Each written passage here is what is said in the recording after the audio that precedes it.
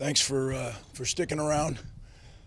It's been a long day with the weather delay and everything, so why don't we just get right to it? I'll try to help you whatever I can.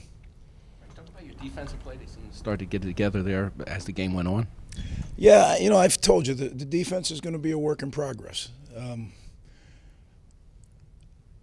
If it wasn't, then everything I believe in is not real. Right? If practice is everything and cumulative repetitions are what make you an elite player, we just haven't had enough practices with these new guys yet. And we have a lot of new guys on the defense. We're going to keep working. We got better. I was really proud of the way, it got to be tenuous there for a minute, and the way they locked in and got some stops. I thought we got some big time stops when we needed them. We still have eye violations. We still have some things there. You sit there and go, why would we do that? And then we made some mistakes as coaches. So we're going to have to just continue to chop away there with the defense. But I was proud of them. They fought, and, it's good, really good. What stood out to you the most through these first two games about how efficient and opportunistic the offense has been, especially with the way that Ethan is playing? Well, I think, again, that's why I believe in what I believe in. Kirk's been here now. This is his third year, right? It's, what is Ethan doing? He's running, he's repeating. It's not like we reinvent our offense every day. So practice, I just believe so much in cumulative repetitions of doing things correctly. It becomes more and more second nature. And some of those throws and catches today, with Ethan and Ian had I thought a tremendous game. KJ, really. Not only did they have a lot of catches, and I don't really get into the stats much, but they had a lot of DPIs caused, right? Like they were getting tackled. So, they don't go on the stat board, but, those would have been big plays. The reason they got tackled is they had them beat. So I think we're coming around there. I think there's some young guys like Ben Black who we need to keep pushing into the game. DT is already established. He had a couple drops, but he going to be fine. I thought Kenny, he had a drop, but then he came back and made converted a first down. I thought Colin, same thing. He made some. That's good defense. You saw what they did last week. Essentially giving up 10 points to Wisconsin. Wisconsin had a pick six that went out of bounds at it wasn't a pick six. They picked one and went out of bounds at the 2. So it's a really good defense over there, and I was proud of our offense. I think tremendous game plan by Coach Shiraka.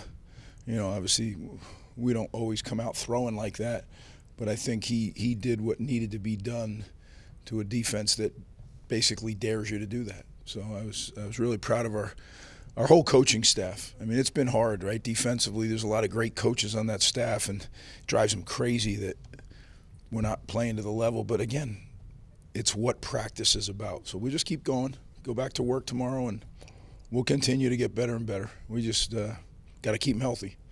I'm worried about Dante Chin. That'll hurt if it's long term. Typically, you're not sure about Dante, whether it'll be long term or not at this point. It's too early. I don't know. No. Can you just explain what happened on the last play of the third quarter? Seemed some confusion, some frustration on your part as well. Just what exactly happened? What were your conversations with the officials? Okay, so this is how we're going to handle this. I'm going to handle that with the league office, and that's all I'm going to say about it. Yeah. Coach, you mentioned a little bit about Ian Strong, but just what have you seen from him both as a leader and a player in his development in year 3 now? He's right in the process of developing. He's not there yet, and he'll be the first to tell you. But man alive, let's remember now, this guy was recruited as a safety, and I'm not really sure how many Division I offers he had, right? Like when we started recruiting him, Bucknell was his only offer. So, and you talk about a guy who's going to be an NFL football player and all that. He's a special guy and just works really hard. Again, Coach Brock, Coach McNulty, those guys do a tremendous job. And, we took one of the things when we came back, the room it may have been one of the weak spots on the team, and been able to flip it and really get some good players in here, and it's going to continue. We have some good players committed at the position, so just got to keep doing it, right? The receivers can change games when they're dominant, You know, there's a lot of, I've told you guys before, I call it flyover yards. You fly over a whole bunch of stuff that you never have to see when you can complete those balls. Holding penalties, fumble, all kinds of things that you don't want to think about. So, yeah, we got to keep pressing the envelope. And again, Coach Shiraka is doing a tremendous job leading that staff. Just got to keep going. After struggling last week against Ohio, the offense went 7 to 10 on third down this week. Did you see, from your vantage point, any really marked improvement in those money downs? Well, that was something we talked about, right? Like, we converted a lot of fourth downs last week, but it's not like we wanted to be in fourth downs. They happened because we weren't great in third down. So you're exactly right. You know, it was a little bit of a challenge thrown out, and I thought they stepped up. And, you know, when you're 70% on third down, it doesn't get a lot better than that. I guess it could get 30% better, but it's pretty good. Greg, our delay in the start, how did you handle it? Did you prepare for that? Because I know you followed the weather report rather closely. Yeah, we always do. We have home plans, how you handle it at home and how you handle it on the road, because you certainly don't have the same facilities when you're on the road. But I thought our guys, we talked about it, you know, and they were prepared for it. And we had a plan, the strength staff, the nutrition staff, the training staff, the coaching staff, the doctors. Everybody knew what we were going to do if we went. It was a little weird that it happened in the warm-up, right? I've had that, believe it or not, before. So I thought our kids did a great job of relaxing when it was time to relax, and then locking back in when it was time to lock back in. You talked before about Bo being the son of a coach. What did you see on that play, that interception that he had in stepping up? Well, I thought, first off, he did a really good job. I thought it was a great call by Coach Smith, right? They had worn us out a little bit on a couple routes to the flat, and Coach Smith changed the coverage and put Bo, but you got to make the play, right? And Bo did just that, and it was a big, I thought, you know, a big play at the time. They had a couple long passing plays. Did you see anything particularly on those plays that went wrong? Yeah, one of them is 100% on me, right? And I got to do a better job coaching that. And then some of them are eye discipline issues that we have to get to the bottom of. There's plenty of things to get fixed for everybody. So there's no like none of this. The one thing that I talk to our team, we got to have each other's back. Always have each other's back. It's tough out there, and I know our players do. They have each other's back, and they have our back, and vice versa. So that's what a family does. Final question.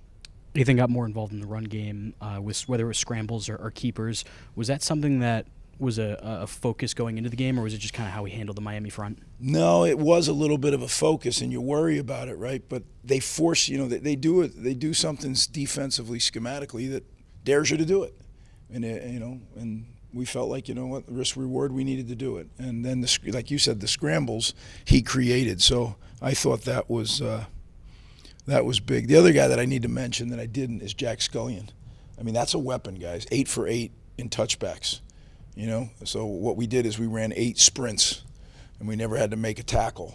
Right? To me, you want to play football from the 25. I love it, and I was really proud of him, the way that he handled it, because 8 kickoffs is a lot of kickoffs. Right? I want to make a shout out to Big E. Eric's walk, his 15th walk. Hard to believe, right? And you know, I obviously couldn't see it, but I heard there was like literally over 1,000 people there following him, which just, it confirms to me what's special about Rutgers, right? The Rutgers community takes care of their own, and that to me was special. So I got to see him before we came down the Scarlet Walk, and that's always special. But I really want to thank everybody in the Rutgers community for stepping up, and they always do. So thanks, guys.